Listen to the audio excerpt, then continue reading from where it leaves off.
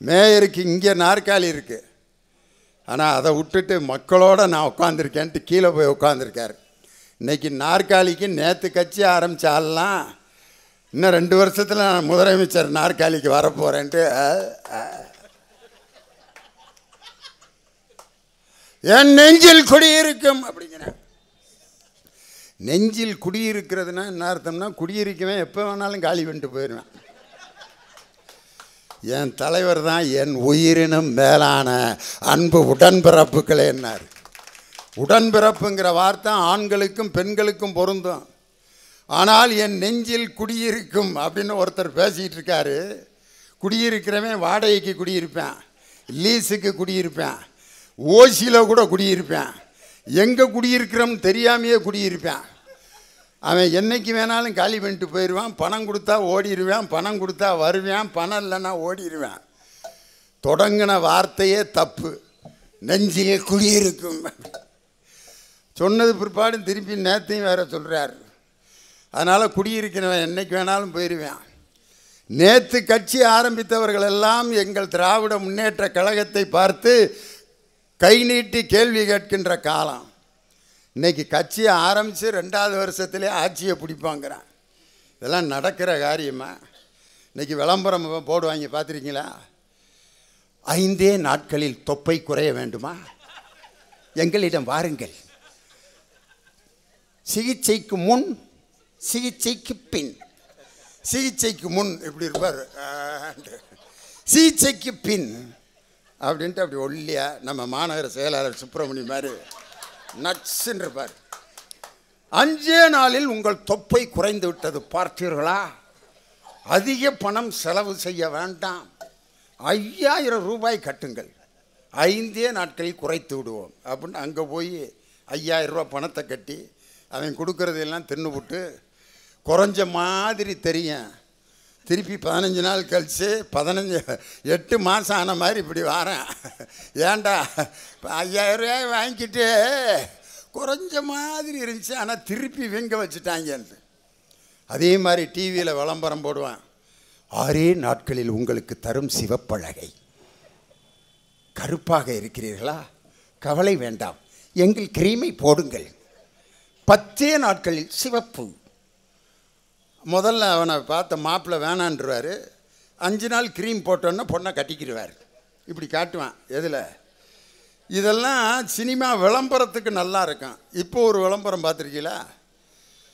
ஒரு பேஸ்ட்டு, ஏதோ ஒரு பேஸ்ட் எடுத்து பல் விளக்குவான் ஒருத்தன், அப்படின்னு ஊதுவான், ப்ளூ கலரில் புகை வரும்.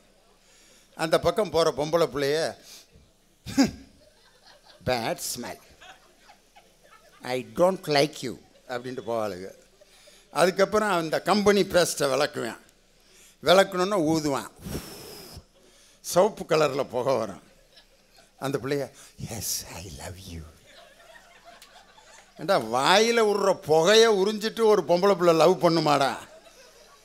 இதெல்லாம் விளம்பரத்துக்கும் சினிமாவுக்கு வேணால் நல்லா இருக்குமே ஒழிய, ஒரு அரசியல் இயக்கம் தொடங்கி அது எவ்வளவு பெரிய பயணத்தை மேற்கொள்ள வேண்டியிருக்கு. என்னமோ மியூசிக்கல் சேரில் ஓடி வந்து நடுவில் உட்கார்ற மாதிரி நேற்று கட்சி ஆரம்பித்தவர்கள் எல்லாம் திராவிட முன்னேற்ற கழகத்தை கை நீட்டி பேசி கொண்டிருக்கிறார்கள். அவர்களுக்கெல்லாம் என்று நான் சொல்லுகிறேன், The Rome cannot be built in a single day. ஒரே நாளில் கட்டப்பட்டது ரோம் அரண்மனை அல்ல, பல ஆண்டு காலம் கட்ட வேண்டும். அதுபோல பல ஆண்டு காலம் பல வரலாற்று திருப்பு முனைகளை சந்தித்து கட்டப்பட்ட ஒரு மாபெரும் இரும்பு கோட்டை தான் திராவிட முன்னேற்ற கழகம். அந்த திராவிட முன்னேற்ற கழகத்தை பார்த்து கேள்வி கேட்டுக்கொண்டு ஒரு குரூப்பு, அதுகளை பற்றிலாம் மேடையில் பேசி இந்த மேடையை கேவலப்படுத்தணும்னு அவசியம் இல்லை. காரணம் என்னவென்றால், இன்று திராவிட முன்னேற்ற கழகத்திற்கு அடுத்த கட்ட தலைவர் உருவாகிட்டார், என் தம்பி உதயநிதி ஸ்டாலின்.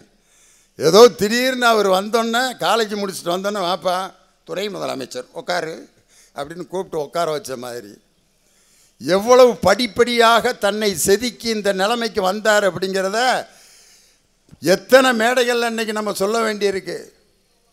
அவர் பல போராட்டங்களில் சந்தித்து கல்யாண மண்டபத்தில் சிறையில் ஒரு நாள் 2 நாள்லாம் இருந்துட்டு ரிலீஸ் ஆகி வந்திருக்காரு. முதலில் அவர் கலந்து கொண்ட போராட்டம் போக்குவரத்து தொழிலாளர்களுக்கு நிரந்தரமான அந்த ஊதியத்தை வழங்க வேண்டும் என்பதற்கான போராட்டத்தில் தான் முதல்ல போக்குவரத்து தொழிற்சங்க போராட்டத்தில் கலந்து கொண்டு அவரை அரெஸ்ட் பண்ணி கல்யாண மண்டபத்தில் வச்சுருந்தாங்க. நீட் தேர்வுக்காக 5 முறை தெருவிலே இறங்கி போராடியவர் தான் என் தம்பி உதயநிதி ஸ்டாலின். அதே மாதிரி அவர் 2019 அந்த தேர்தலில் அவர் பரப்புரையில் ஈடுபட்டு 234 தொகுதிகளிலும் தன்னுடைய பிரச்சாரத்தை மேற்கொண்டு, அப்போ கட்சிக்காரங்க கேட்குறாங்க, பத்திரிகை நிருபர்கள் கேட்குறாங்க, நீங்கள் அரசியலுக்கு வருவீர்களா? இவ்வளவு அருமையாக மேடையில் 234 தொகுதிகளையும் பிரச்சாரம் பண்ணுறீங்களே, அரசியலில் தேர்தலில் நிற்பீங்களான்னு கேட்டோன்னே, தேவைப்பட்டால் தேர்தலில் நின்று மக்களின் ஆதரவோடு அரசியலுக்கு வருவேன் என்று ஜனநாயகத்தில் நம்பிக்கை வைத்து பத்திரிகையாளர்களிடம் பதில் சொன்ன தம்பிதான் என்னுடைய துணை முதலமைச்சர் உதயநிதி ஸ்டாலின். அப்படி படிப்படியாக வந்து அதுக்கப்புறம் அவர் முரசொலி பத்திரிகையினுடைய நிர்வாக இயக்குனராக பொறுப்பேற்று அந்த பத்திரிகையினுடைய பவள விழாவை அனைத்து இந்திய பத்திரிகையாளர்களை எல்லாம் வரவழைத்து ஒரு பெரிய விழாவை நடத்தி காட்டி தலைவர் பார்த்து ஆச்சரியப்பட்டார். ஒரு பத்திரிகையினுடைய பவள விழாவை இவ்வளவு அழகாக நடத்தினாரே, அப்போ இவர்கிட்ட செயல்திறன் இருக்குது அப்படின்ட்டு அன்றே கணித்து, அதுக்கப்புறம் அவர் சேப்பாக்கம் திருவல்லிக்கேணி தொகுதியிலே சட்டமன்ற தேர்தலிலே போட்டியிட்டு எம்எல்ஏ ஆகி அந்த தொகுதியிலே ஒரு எம்எல்ஏ என்னென்ன பணியெல்லாம் செய்ய முடியுமோ அத்தனை பணிகளையும் செஞ்சார். கழிப்பறைகளுக்குள்ளே உள்ளே போய் அது எப்படி இருக்கிறது என்று பார்த்து அதை சரி செய்ய வேண்டும் என்று அந்த இடத்திலே ஆணை பிறப்பித்து அந்த தொகுதி முழுவதும் சுற்றுப்பயணம் செய்து வெள்ளத்தில் பாதிக்கப்பட்ட போதும் கொரோனாவில் பாதிக்கப்பட்ட போதும் அந்த தொகுதி மக்களை மிகப்பெரிய கண்காணித்த ஒரு சட்டமன்ற உறுப்பினராக பொறுப்பேற்றவுடன் அதுக்கப்புறம்தான் அவருக்கு அமைச்சர் பதவி, விளையாட்டுத்துறை அமைச்சர் பதவி கொடுத்தாங்க. அந்த விளையாட்டுத்துறை அவர் பொறுப்பேற்றவுடன் அகில உலக விளையாட்டு போட்டிகள், அகில உலக செஸ் போட்டியை நடத்தினார். ஃபார்முலா 4 கார் பந்தயத்தை நடத்தி காட்டினார். கேலோ இந்தியா விளையாட்டு போட்டியை மாண்புமிகு பாரத பிரதமர் அவர்களை தொடக்கி வைத்து உலகமே விளையாட்டுத்துறையை திரும்பி பார்க்கின்ற அளவிற்கு விளையாட்டுத்துறை அமைச்சர் என்ற பொறுப்பை சிறப்பாக செஞ்சார். விளையாட்டுங்கிறது இன்றைக்கி எவ்வளோ முக்கியம் தெரியுமா? இன்றைக்கி ஒலிம்பிக்குங்கிற விளையாட்டு எப்படி வந்துச்சு? கிரேக்க நாட்டில் ஒலிம்பஸ்னு ஒரு மலை இருக்குது. அந்த மலையில் தான் கிரேக்க நாட்டை படைத்த கடவுள் இருக்காருன்னு அந்த மக்கள் நம்புகிறாங்க. இன்றைக்கும் ஒலிம்பஸ் மலை, அந்த மலைக்கு கீழே விளையாடுற விளையாட்டு, அங்கே தான் விளையாட்டுங்கிறதே தொடங்குச்சு. அதனால தான் அந்த விளையாட்டுக்கு பேர் ஒலிம்பிக் விளையாட்டுன்னு பேர் வந்ததுக்கு அதுதான் காரணம். ஒரு விளையாட்டு வீரன் தான், அவனுக்கு ஜாதி கிடையாது, மதம் கிடையாது, மொழி கிடையாது, இனம் கிடையாது. ஒரு டீமில் இறங்கிட்டான்னா அந்த டீமோட வெற்றிக்காக ஒரு விளையாட்டு வீரன் ஜாதி மதம் பார்க்காம விளையாடுவான். அப்படிப்பட்ட ஜாதி மத இன வேறுபாட்டை ஒழிக்கின்ற விளையாட்டுத்துறை அமைச்சராக சிறப்பாக செயல்பட்டதுனால தான் இன்று அவருக்கு துணை முதலமைச்சர் பதவி. அடிக்கடுக்காக தன்னுடைய வளர்ச்சியை உறுதி செய்த ஒரு தலைவருக்கு தான் இன்றைக்கி நம்ம பிறந்தநாள் கொண்டாடிக்கிட்டு இருக்கோம். அதில் பார்த்தீங்கன்னா அதிமுக ஐயோ இப்போ ஒரு ஃபங்க்ஷன் ஒன்று நடத்தினாங்க. விஎன் ஜானகி அம்மாவோட 100ஆண்டு விழா. அந்த அம்மா ரத்த கண்ணீர் வடித்து செத்துறண்டா நான் அப்படின்ட்டு நொந்து போய் இறந்து போனவங்க.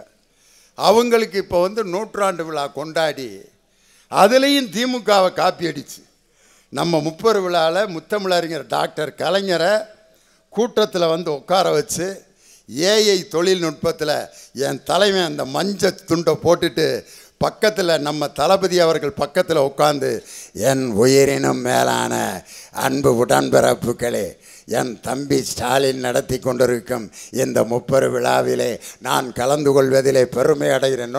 தலைவரே மேடையில் பேசின மாதிரி எல்லாம் கைதட்டி அவ்வளோ மகிழ்ச்சி. அதே மாதிரி எம்ஜிஆரை கொண்டு பேச வச்சாங்க. உண்மையிலேயே எம்ஜிஆர் என்ன பேசியிருப்பார்? இப்படியா பேசியிருப்பார். அவர் என்ன பேசினார் தெரியுமா? அதில் என் ரத்தத்தின் ரத்தமான உடம்புகளை என் தம்பி எடப்பாடி பழனிசாமி தன்னுடைய உழைப்பால் இந்த கட்சியை மிக சிறப்பாக வழிநடத்துகிறார் எம்ஜிஆர். அவரை மிஷினில் கொண்டு வந்து பொய் சொல்ல வைக்கிறான். அவர் என்ன நினைக்கிறாரு? செவனேன்னு நான் மெரினா பீச்சில் படுத்து கிடக்கிறேன், என்னைய திருப்பி கொண்டு வந்து உலக புறாடு பொய்யை சொல்ல வைக்கிறாங்களே. ஏண்டா நான் வேண்டாம், உங்களுக்கு என்னடா துரோகம் பண்ணேன் அப்படிங்கிற மாதிரி இந்த இப்படி பேசுகிறார். உண்மையிலே என்ன பேசியிருப்பார்? என் ரத்தத்தின் ரத்தமான உடம்புகளை நான் ஆரம்பித்த அனைத்து இந்திய அண்ணா திராவிட முன்னேற்ற கழகம் பல வெற்றிகளையும் தோல்விகளையும் தொடர்ந்து சந்தித்து கொண்டே இருந்தது. ஆனால் என் அருமை தம்பி எடப்பாடி பழனிசாமி மட்டும்தான் தொடர்ந்து தோல்விகளை சந்தித்து கொடுக்கப்பட்ட கழுதையை கட்டெரும்பாக்கி அதை கொசுவாக மாற்றவன் இந்த எடப்பாடி பழனிசாமி தான். இந்த இடத்திலே வந்து பேசுவதற்கு நான் வேதனைப்படுகிறேன், அவமானப்படுகிறேன். இப்படிலாம் என்னை இனிமேல் கூட்டு வராதிங்கடா, நன்றி வணக்கம் அப்படின்ட்டு போயிருப்பார். அறிவு வேணாம், அவரை திரும்ப கூட்டிகிட்டு வந்து உண்மையிலே இந்த ஜெயலலிதா அம்மாவை நான் கையெடுத்து கும்பிட்றேன். இந்த குறுப்புகளையெல்லாம் எப்படித்தான் வச்சு அந்த அம்மா மேய்ச்சிச்சோம். உண்மையிலே அந்த அம்மாவை பாராட்டணுங்க. இவங்க இந்த குரூப்புகளை எப்படித்தான் மேய்ப்பு உண்மையிலே பெரிய கஷ்டம் தான். ஒன்று ஒவ்வொரு குரூப்பாக இருக்குது. திடீர்னு ஒருத்தன் பார்த்தா நான் செருப்பு இல்லாமல் நடந்து வரேங்கிறேன், அம்மாவுக்காக என் பதவியை ராஜினாமா பண்ணுறேங்கிறேன், 4 கால் பாய்ச்சலில் நடந்து போகிறேன், காரு டயரை கும்பிட்றேன், ஃப்ளைட்டை பார்த்து கும்பிட்றேன். இவங்களெல்லாம் எப்படி? 1001 ஒரு வசனம் வரும், பார்த்துருப்பீங்க. எம்ஜிஆர் ஒரு பாட்டு பாடுவார், ஃபஸ்ட்டு படம் சீன் அதான். ஏன் என்ற கேள்வி இங்கு கேட்காமல் வாழ்க்கை இல்லை, நான் என்ற எண்ணம் கொண்ட மனிதன் வாழ்ந்ததில்லை அப்படின்னா ராமதாஸ் சொல்றாரு. பூங்கொடி, இந்த தீவு விரைவில் சொர்க்கபுரி ஆகிவிடும் போல் இருக்கிறதே. உடனே ஜெயலலிதா அம்மா சொல்லுவாங்க, எல்லாம் நமக்கு வாய்த்த அடிமைகள் தான், அவர்களுடைய உழைப்பால் இந்த தீவு சொர்க்கபுரி ஆகிவிடும். அப்போ இந்த அதிமுக காரங்களை பற்றி ராமதாஸ் ஒரு அருமையான பதில் சொல்வார். நமக்கு வாய்த்த அடிமைகள் மிகவும் திறமைசாலிகள், ஆனால் வாய் தான் காது வரை இருக்கிறது அப்படிம்பார். அந்த வசனத்தை கேட்டு, வாய் தான் காது வரைக்கும் இருக்குது. அதில் முதல் வாய் யாருன்னா டி ஜெயக்குமாருங்கிற முன்னாள் அமைச்சர் தான். அந்த வாயால் தான் கூட்டணி நாசமாக போனது. இன்னொருத்தர் எங்கள் ஊருக்காரரு, எங்கள் எம்எல்ஏ யார் ஐயா, எங்கள் அண்ணன் திண்டுக்கல் சீனிவாசன். அந்த கட்சியை கொள்றதுக்குன்னே வர பொருளாளராக வச்சுருக்காங்க. கள ஆய்வில் பேசுகிறாரியா, கள ஆய்வு. எங்கள் அண்ணன் திண்டுக்கல் சீனிவாசன் அதுங்க, நம்ம கட்சிக்காரங்க காசு வாங்காமல் ஒரு வேலை வாங்க மாட்டாங்கிறேன். நடு ரோட்டில் லுங்கியை இடுப்பு வரைக்கும் தூக்கி கட்டிக்கிட்டு காசு விட்றேங்கிறேன். கூட்டணிக்கு வாடான்னா 200 கோடியும் 20 சீட்டும் கேட்குறேன். அண்ணே வேணாமண்ணேன்ட்டு பின்னால் வேட்டியை பிடிச்சி இழுக்கிறேன். அட விட்றா, இருக்க தானே சொல்கிறேன். ஒரு 6 மாதத்துக்கு முன்னாடி என்ன பேசிவிட்டார்? நமது கட்சியில் மிகப்பெரிய உழைப்பை நாம் செய்து கொண்டிருக்கிறோம். நமது பொதுச் செயலாளர் எடப்பாடியாருடைய அயராத உழைப்பில், அவருடைய மிகப்பெரிய திறமையால் நாம் எதை சாதிக்கப் போகிறோம் என்று சொன்னால், 2026இல் ஸ்டாலின் அவர்களை முதலமைச்சராக்கும் வரை ஓய மாட்டோம். யாரு ஒரு எதிர்கட்சியில் இருக்க பொருளாளர் மனசிலேயே என் தலைவன் முதலமைச்சர் ஆவார்னு சொல்கிறாருன்னா, அவர் மனசிலேயே ஊறி இருக்குன்னா அப்புறம் சாதாரண மக்கள் அவரை திருப்பி முதலமைச்சர் ஆக்கிறதுக்கு யோசிக்கவாயா செய்வான்? இன்றைக்கி என் சகோதரிகள்லாம் எவ்வளோ மகிழ்ச்சியாக இருக்கிறாங்க. இந்த நாட்டில் பெண்களை பற்றி பழைய காலத்தில் எப்படி பெண்களையெல்லாம் எப்படி வச்சுருந்தாங்க. பொது இடத்துல பெண்கள் வந்து நிற்கக்கூடாது, பெண்கள் பொது இடத்துல ஆண்களுக்கு முன்னால் நிற்கக்கூடாது. எங்கள் பாட்டியும் தாத்தாவும் இருக்கிற ஃபோட்டோவை நான் வீட்டில் பார்க்குறேன். தாத்தா சேரில் உட்காந்துருக்காரு, 3 அடி தில்லி கிளவி நிற்கிது. அவர் பக்கத்தில் நின்னா என்னவா, வீட்டுக்காரர்ல ஏன் அப்படின்னா பொம்பளை அப்படித்தான் வச்சுருந்துருக்காங்க. அவரை கல்யாணம் பண்ணி அவர் மூஞ்சியை பார்க்குறதுக்கே 3 வருஷம் ஆயிடுச்சு எனக்கு. யார்? எங்கள் பாட்டி. முகத்தை பார்க்குறதுக்கே 3 வருஷம் ஆயிடுச்சு. ஆனால் அதுக்குள்ளே 2 பிள்ளை பிறந்துருச்சுங்குது. முகத்தை பார்க்காமையே 2 பிள்ளை பத்து. அதெல்லாம் பெண்கள் அப்படி வச்சுருந்துருக்காங்க. வீட்டை விட்டு வெளியில் வரக்கூடாது, குனிஞ்சதில் நிமிராமல் நடக்கணும், அடக்க ஒடுக்கமாக இருக்கணும், படிக்கக்கூடாது, அந்த ஒரு கணவனை இழந்துட்டால் மொட்டையடித்து வீட்டு மூளையில் உட்காரக்கணும். இதெல்லாம் பெண்கள் மீது விதிக்கப்பட்ட கொடுமை. அவங்க பள்ளிக்கூடத்துக்கு வரக்கூடாது, கல்லூரியில் படிக்கக்கூடாதுன்னு. ஓட்டு போடுறது கூட பெண்களுக்கு உரிமை இல்லாமல் இருந்துச்சு. ஆண்கள் மட்டுமே எலெக்ஷனில் ஓட்டு போட்டு தேர்தலில் பங்கேற்று கொண்டிருந்த நேரத்தில் திமுகவின் தாய் கழகமான நீதி கட்சி தான் பெண்களுக்கு முதல்ல ஓட்டுரிமையை வாங்கி கொடுத்த கட்சி. திராவிட முன்னேற்ற கழகத்தின் தாய் கழகமான நீதி கட்சி. அதுக்கப்புறம் தந்தை பெரியார் 1929ஆம் ஆண்டு செங்கல்பட்டு மாநாட்டில் தான் சொல்கிறாரு பெண்களை பார்த்து, பெண்களுக்கு என்னைக்கு வீட்டில் சொத்து உரிமை சட்டமாக்கப்படுகிறதோ அன்னைக்கு தான் இந்த பெரியார், இந்த ராமசாமி நிம்மதியாக தூங்குவேன்னு சொன்னார். எப்போ? 1929.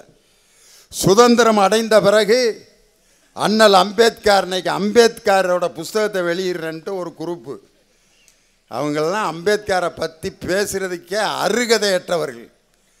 அந்த அம்பேத்கரோட புஸ்தகத்தை எடுத்து வெளியிட்டுட்டு என்னமோ அம்பேத்கருக்கு பெரிய சேவை செஞ்சிட்ட மாதிரி சொல்கிறாங்க.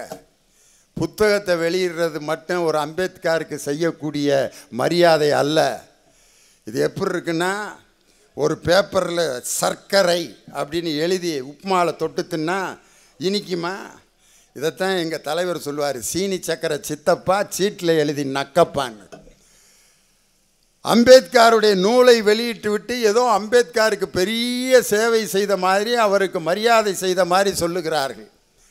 ஆனால் அம்பேத்கர் இந்தியாவினுடைய சட்ட அமைச்சராக பொறுப்பேற்று அவர் ஒரு சட்ட தீர்மானத்தை கொண்டு வர்றார். பெண்களுக்கு சொத்துரிமை வழங்கப்பட வேண்டும்னு ஒரு தீர்மானம் கொண்டு வர்றார். அந்த தீர்மானத்தை அன்னைக்கு இருந்த சனாதன சக்திகள், அன்னைக்கு இருந்த பிற்போக்கு சக்திகள், பெண்களுக்கு சொத்துரிமை கொடுக்கப்பட்டால் அவர்கள் வீட்டுக்கு அடங்கி நடக்க மாட்டார்கள், குடும்ப வாழ்க்கை பாதிக்கப்படும், பெண்களுக்கு அதிக உரிமை கொடுக்கப்பட்டால் ஆண்களுடைய சுதந்திரம் பறி போயிடும், குடும்ப வாழ்க்கை அமைதி இல்லாமல் போயிடும், அதனால் பெண்களுக்கு சொத்துரிமையை கொடுக்கக்கூடாதுன்ட்டு அன்னைக்கு அம்பேத்கருடைய தீர்மானம் நிறைவேற்றப்படாமல் அந்த தீர்மானத்தை தூக்கி எறிந்து விட்டார்கள்.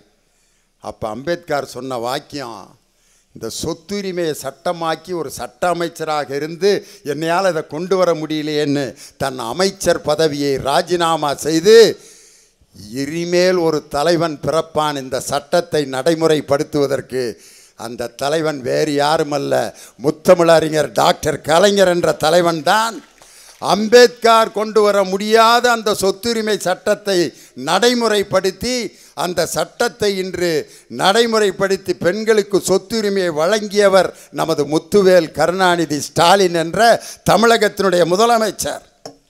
அம்பேத்கர் ஒரு தடவை ராத்திரி உட்காந்து புத்தகத்தை படிச்சிட்ருக்கார். அப்போ ஒரு பத்திரிகைக்காரன் கேட்குறான், ஐயா ராத்திரி 2 மணி ஆகுதே, உட்காந்து புத்தகத்தை படிச்சிட்ருக்கீங்க, முதுகு உங்களுக்கு வலிக்காதா அப்படின்றப்ப அம்பேத்கர் சொன்னார், நான் ஒரு தடவை பொது கிணத்துல தண்ணி குடிக்க போனேன். அப்போ ஒரு உயர்ந்த ஜாதிக்காரன் என்னை முதுகில் ஒரு பெரம்பால் அடித்தான். அந்த வலி இன்னும் எனக்கு இருக்குது. இந்த வலியை இன்னும் என் சகோதரர்களும் சகோதரிகளும் தாங்கி கொண்டிருக்கிறார்கள். அந்த வலி என்னைக்கு போகுதோ அதுவரைக்கும் முதுகு வலியுடன் அம்பேத்கர் என்ற நான் படித்து கொண்டே இருப்பேன் என்று சொன்னார். அப்படிப்பட்ட அம்பேத்கருடைய சட்டத்தை இன்னைக்கு நடைமுறைப்படுத்தி இருக்கிற ஆட்சி திராவிட மாடல் ஆட்சி. தில்லை நடராஜருடைய கோயிலுக்கு ஒருத்தன் நந்தன் ஒருத்தன், அவன் சாதாரண விவசாயி. அவன் அவங்க முதலாளிகிட்ட கேட்குறான், தில்லை அம்பல நடராஜா செழுமை நாதனே பரமேசா அல்லல் தீர்த்தாழவா வா வா அமிழ்தானவா தில்லை அம்பல நடராஜா அப்படின்னு பாடிக்கிட்டு இருக்கான். முதலாளி கேட்குறாரு, என்னடா அந்த தில்லை அம்பலத்தில் இருக்க நடராஜனை ஒரு தடவையாவது நான் பார்க்கணையா கண்ணார?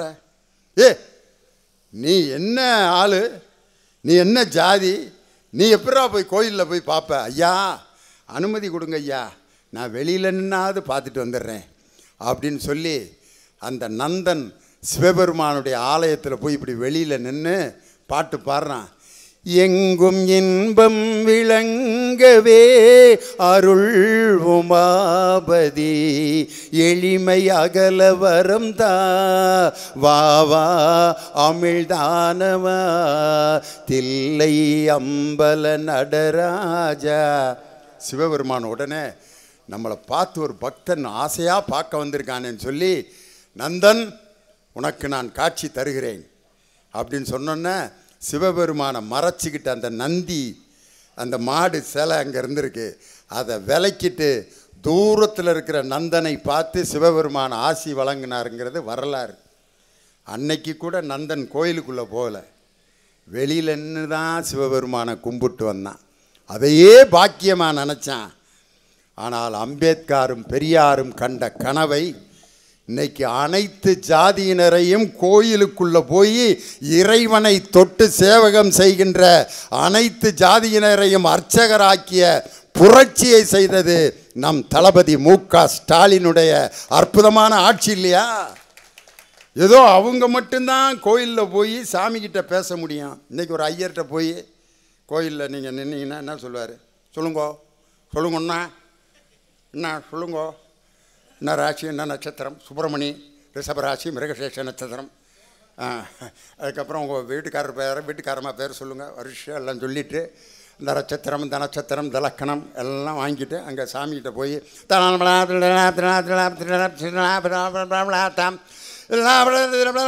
சுப்பிரமணியம் நம்ம பேரை சொல்கிறாராம். நம்ம இங்கேருந்த நம்ம பேரை கடவுள்கிட்ட சொல்லிக்கிட்டு இருக்காரு. கோபி என்ற நமச்சி நம்ம பேரை சொல்லிட்டாரு. நம்ம கொடுத்தது அங்கே பேசிட்டார் சாமிகிட்ட. பெருமாள்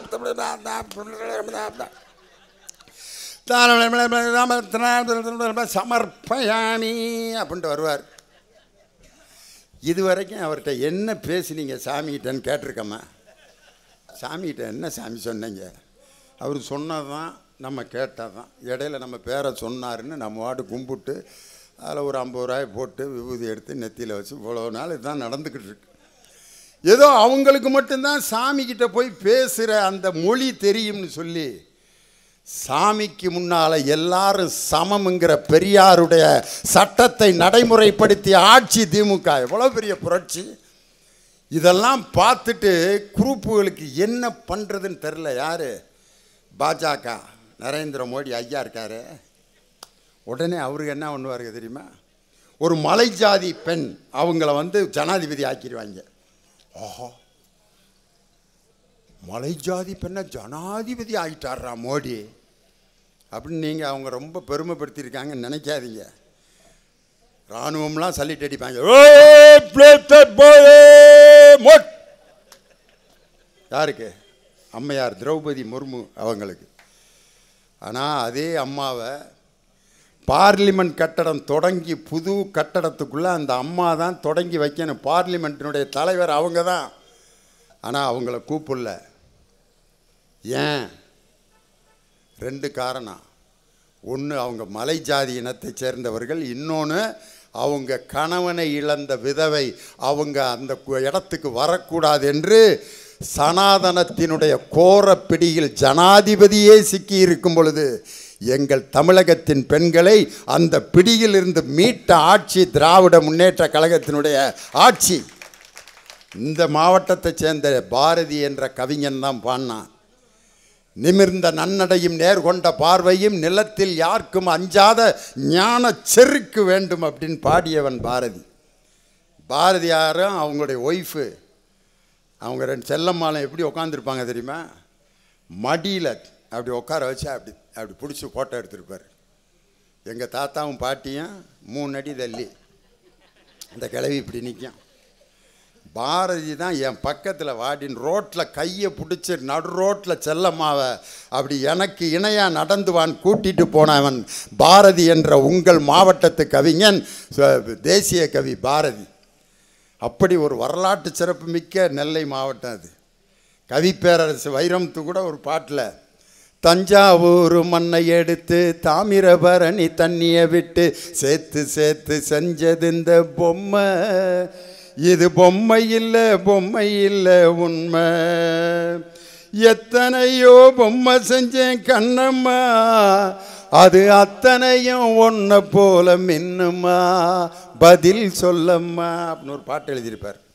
அப்போ பத்திரிகைக்காரங்களாம் கேட்குறாங்க, தஞ்சாவூரில் மண் எடுத்தீங்கல்ல, தஞ்சாவூரில் மண் எடுத்தாச்சு, தஞ்சாவூரில் தான் காவேரி ஆறு ஓடுதில்ல, அங்கே தண்ணி எடுத்துருக்கலாம்ல, தஞ்சாவூரில் மண் எடுத்துட்டு தாமிரபரணியில் எதுக்கியா தண்ணி எடுக்க வந்த, ஏன் தாமிரபரணின்னு எழுதுனீங்கன்னு கவிஞரை கேட்குறாங்க. அதுக்கு வைரமுத்து ஐயா சொல்கிறாரு, காவேரிங்கிறது கர்நாடகம் என்ற மாநிலத்திலே உற்பத்தி ஆகி தமிழ்நாட்டுக்குள்ளே வருது, ஆனால் தமிழ்நாட்டிலேயே உற்பத்தி ஆகி தமிழ்நாட்டிலேயே ஓடி தமிழர்களுக்கு மட்டுமே பயன்படுகின்ற ஆறு தாமிரபரணி, அது தமிழ் பற்றுள்ள ஆறியா, அதனால தான் தஞ்சாவூரில் மண் எடுத்துட்டு தாமிரபரணியில் தண்ணி எடுத்து பொம்மை செஞ்சேன்னு யார்? வைரமுத்து. இன்றைக்கி அப்படிப்பட்ட ஒரு வீரம் செறிந்த நெல்லை மாவட்டத்தில் இன்றைக்கி பெண்கள் எவ்வளோ பெரிய சாதனைக்கு உட்படுத்தப்பட்டிருக்கிறார்கள் திராவிட மாடல் ஆட்சியில். ஒரு காலத்தில் பெண்களை பற்றிய பாட்டெலாம் எப்படி இருந்துச்சு? இப்படித்தான் இருக்க வேணும் பொம்பளை, இங்கிலீஷு படித்தாலும் இந்த தமிழ்நாட்டிலே இப்படித்தான் இருக்க வேணும் பொம்பளை அப்படின்னு பாடுவாங்க. அதே எம்ஜிஆர் தான் என்ன பாடுவார்? மஞ்சள் முகமே வருக, மங்கள விளக்கே வருக, கொஞ்சம் தமிழே வருக, கோடான கோடி தருக. இதெல்லாம் கண்ணதாசன் வந்த பிறகு. அதுக்கு முன்னாடி பெண்களை பற்றி எப்படி பாடிக்கிட்டு இருந்தாங்க தெரியுமா பாட்டு? ஒரு பெண்ணை பார்த்து காதல் பாட்டு, வதனமே சந்திர பிம்பமோ அப்படின்னா பொம்பளையெல்லாம் பைத்தியம் முடிச்சிருச்சு. என்னடா அது வதனமே சந்திர பிம்பமோனா என்னன்னா? வதனம்னா முகம், வதனமே சந்திர பிம்பமோ. அதை முதல்ல அந்த கவிஞர் எப்படி எழுதியிருக்காருன்னா முகமது சந்திர பிம்பமோன்னு தான் எழுதியிருக்காரு. முகமது சந்திர பிம்பமோ. என்னடா முகமதுன்னா அது முஸ்லீம் ஆள் பேர் மாதிரில இருக்குது, ஏதாவது சண்டைக்கு வந்துட போகிறாங்கன்ட்டு முகம்ங்கிறத மாற்றிட்டு வேறு வார்த்தையை போடுங்கன்னு தான் வதனமே சந்திர பிம்பமோன்னு எழுதினேன். இப்படிலாம் பெண்களை பாடிக்கிட்டு இருந்த காலம். சிவாஜி கணேசன் காலத்தில் பெண்களையெல்லாம் இப்படி பாடியிருப்பாங்க. டே அப்பா, கண்ணெதிரே தோன்றினாள் கனிமுகத்தை காட்டினாள் அப்படிம்பார். இன்றைக்கி பொம்பளை பிள்ளைகளை பார்த்து என்ன பாட்டு பாடுறாங்க இது பற்றி தெரியுமா? ஏ சில்லாஞ்சிரிக்கிய என்னை கொல்லுற அரைக்கிய, ஏ சில்லாஞ்சிரிக்கிய என்னை கொல்லுற அரைக்கிய, என்ன சிரிக்கிய அரைக்கி. இன்னொரு பாட்டில் பார்த்தீங்கன்னா, ஐயோ அந்த புள்ள காதலனை அடிக்க வர்றா, உன்னைய சப்புன்னு அரைய வேண்டாம் அப்படின்பா. அடி, நீ அடிச்சின்னா எனக்கு அவ்வளவு சுகமாக இருக்கு அப்படின்ட்டு என்ன பாட்டு பாடுவான் தெரியுமா?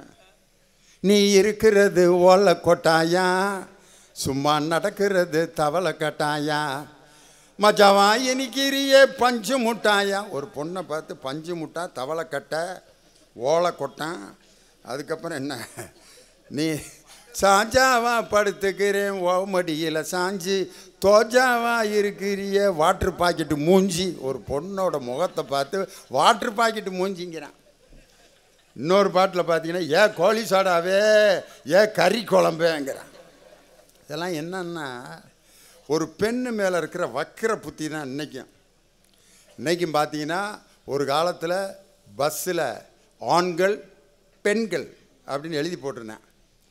அந்த பெண்கள் சீட்டில் போய் ஒரு ஆம்பளை உட்காந்துட்டான்னா பெரிய தேச துரோக குற்றம் மாதிரி. ஒரு பொம்பளைலாம் வந்து உட்காந்துருக்கேன் பாரு அப்படின்னு. ஆனால் இவங்க நம்ம சீட்டில் வந்து கும்முன்னு உட்காந்துருப்பாங்க, யாரும் அதை பற்றி கவலைப்பட மாட்டாங்க. ஆண்கள் பெண்கள், அதில் ஆண்கள்னு போட்டு பக்கத்தில் என்ன திருடர்கள் ஜாக்கிரதைன்னு வேறு எழுதி போட்டிருப்பேன். ஏண்டா நம்ம சீட்டுக்கு பக்கத்தில் தானே இதை எழுதணும். புகைப்பிடித்தல் கூடாது அப்படின்னு எழுதி போட்டிருப்பேன். ஆனால் இன்றைக்கி ஒரு காலத்தில் பெண்களுக்கும் ஆண்களுக்கும் தனித்தனி சீட்டு இருந்த பஸ்ஸு போய் இன்றைக்கி பார்த்தீங்கன்னா ஷேர் ஆட்டோன்னு யார் பக்கத்தில் வேணாலும் உட்காந்து போகிறேன். பெண்கள் அதை பற்றி கவலைப்படல, ஆண்களும் அதை ஒரு பொருட்டாக நினைத்து அந்த பெண்களை தப்பாக நினைப்பதில்லை. ஆண் பெண் சமத்துவம் இந்த நாட்டிலே நிலவுவதற்கு காரணம் திராவிட மாடல் ஆட்சியினுடைய அந்த பணிகள் தான்.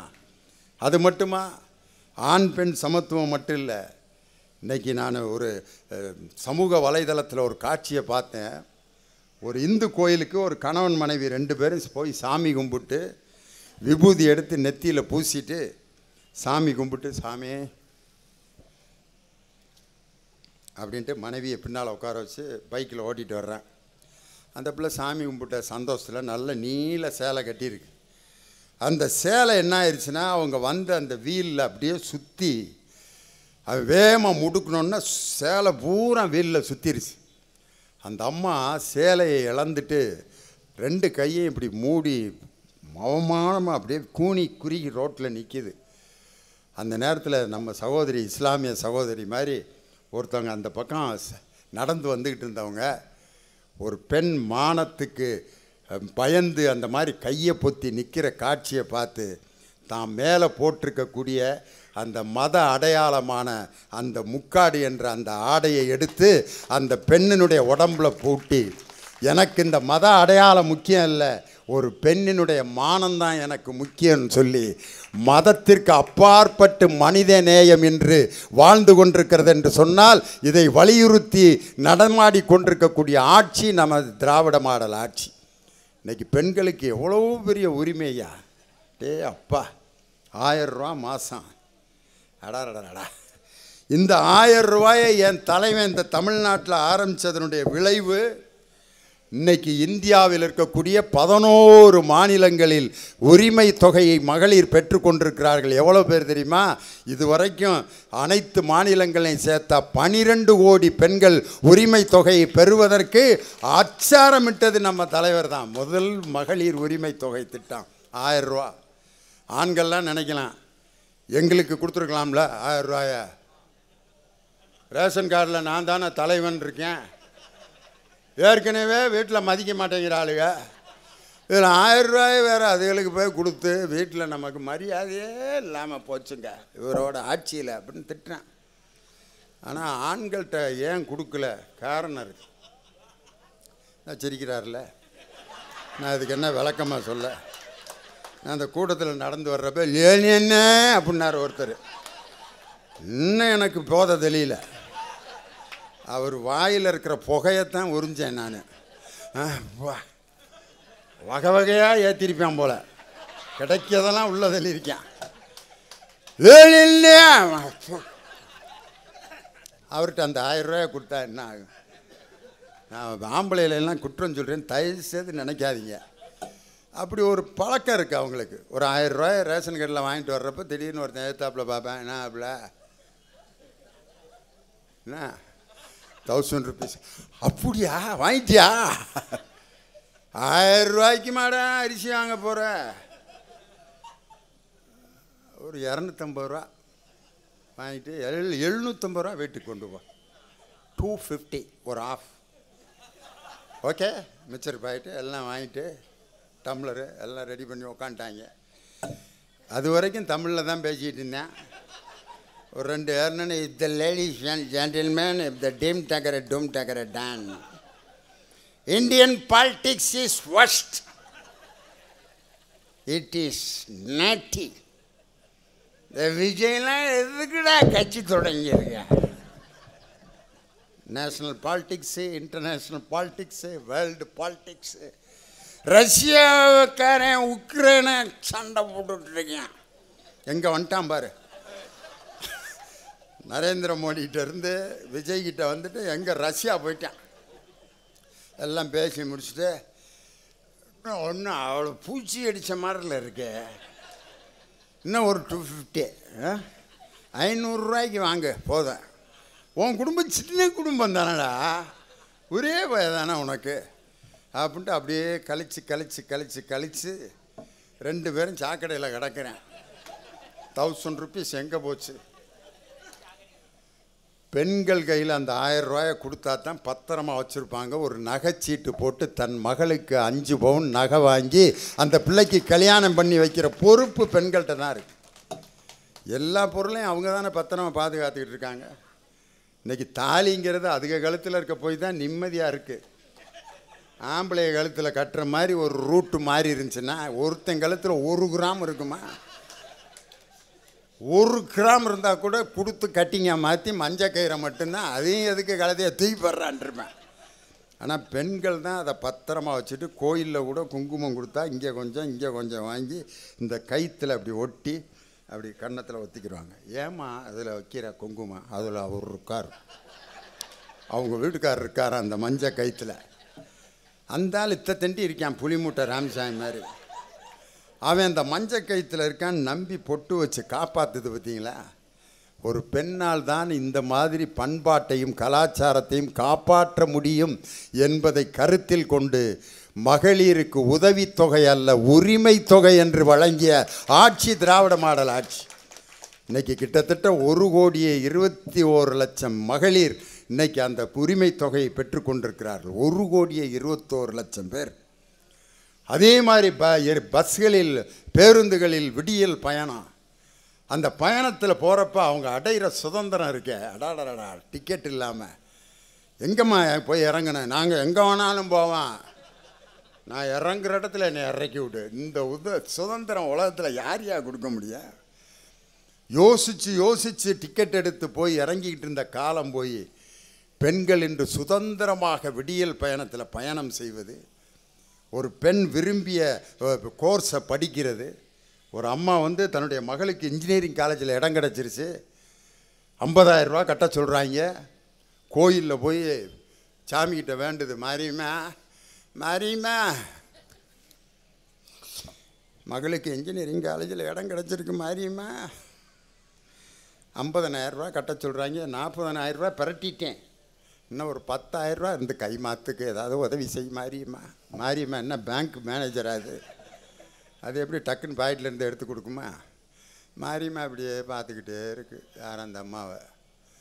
மாரியம்மா என்ன சொல்கிற மாதிரி அந்த அம்மாவுக்கு கேட்குதுன்னா, என் வேதனை உனக்கு தெரியாது பாப்பா, என் முன்னாடி தான் 3 உண்டியல் வச்சுருக்காங்க, என் முன்னாடி தான் காசெல்லாம் போடுறாங்க, என் முன்னாடி தான் உடச்சி என்றானுங்க, என் கையில் 1 பய கூட இது வரைக்கும் 5 ரூபா கொடுத்துட்டு போனதில்லை, நான் இன்னும் அந்த பழைய இரும்பு ஈட்டியை வச்சுக்கிட்டு தான் 60 வருஷமாக இங்கே தான் நின்றுக்கிட்டு இருக்கேன், என் கையில் எவையா காசு கொடுக்குறான், என்கிட்ட 10,000 ரூபா கேட்குறிய.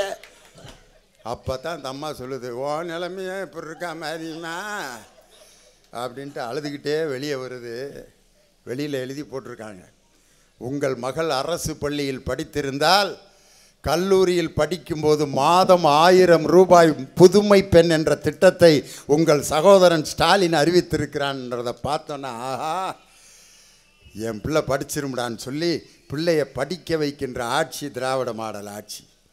இன்னைக்கு இப்படிப்பட்ட திராவிட மாடல் ஆட்சியை 4ஆம் தலைமுறையாக 5ஆம் தலைமுறையாக என்று வழிநடத்த காத்திருக்கின்ற என் அருமை தம்பி உதயநிதி ஸ்டாலின் அவர் இன்னைக்கு அந்த பவரை பார்த்துட்டு எதிர்கட்சிகளில் இருக்கவே நமக்கு இப்படி ஒரு தலைவர் இல்லாமல் போயிட்டானே அப்படிங்கிற ஆதங்கத்தில் தான் எல்லாரும் அவர் மேலேயே குறியாக பேசுகிறதுக்கு அதுதான் காரணம். ஒரு மனுஷனை திருப்பி ஒரு குரூப் பேசுதுன்னா அங்கே தான் பவர் சக்தி அதிகமாக இருக்குது அப்படின்னு அர்த்தம். இப்படி தான் இன்னைக்கு எதிர்கட்சியில் அதுவும் குறிப்பாக அதிமுக பாஜக புதுசாக தொடங்கின கட்சி இன்றைக்கி 3 அவரைத்தான் டார்கெட் பண்ணிக்கிட்டு இருக்காங்க. என்ன காரணம்? இன்றைக்கி அதிமுகவில் பாரு பாவமாக இருக்குது அவரை எடப்பாடி பழனிசாமியை பார்த்தா. கள ஆய்வை பற்றி நீங்கள் என்ன நினைக்கிறீர்கள் அப்படின்னா அவர் அது சிறப்பாக நடந்து கொண்டிருக்கிறது, அது ஏன் உங்கள் சேலம் மாவட்டத்தில் என்ன நடத்தலை அப்படின்னா அங்கே நடத்துவோம், நடத்தினா என் முகரையை கிழிச்சிருவாங்க அப்படின்றது தான் அர்த்தம். அதனால் அவருடைய மாவட்டத்திலேயே கள ஆய்வை நடத்த முடியாத ஒரு கொடுமையான கட்சி இன்றைக்கி அதிமுக. கழுதை தேஞ்சி கட்டரும்பாயி 7 தொகுதிகள் பாராளுமன்ற தொகுதியில் டெபாசிட் போகிற அளவுக்கு அந்த கட்சி கேவலமாய் போய் கொண்டிருக்கிறது. ஆனால் 40க்கு 40 தொகுதியில் எப்படி வெற்றி பெற்றோமோ அதே மாதிரி 2026லும் 234ல் 200 தொகுதிகளிலும் நம்ம வெற்றி பெறுவோம். இதை இருமாப்புங்கிறாங்க. இது இருமாப்பு அல்ல, தன்னம்பிக்கையில் என் தலைவன் சொன்ன வார்த்தை. அந்த 200 தொகுதிகளிலும் வெற்றி பெற்று மீண்டும் நம் தளபதி மு.க. ஸ்டாலினின் ஆட்சியை இந்த தமிழகத்திலே உருவாக்குவோம் என்று சொல்லி உங்கள் அனைவரையும் எனக்கு வணக்கம் சொல்லி வாழ்த்துக்கள் சொல்லி விடைபெறுகிறேன். நன்றி, வணக்கம்.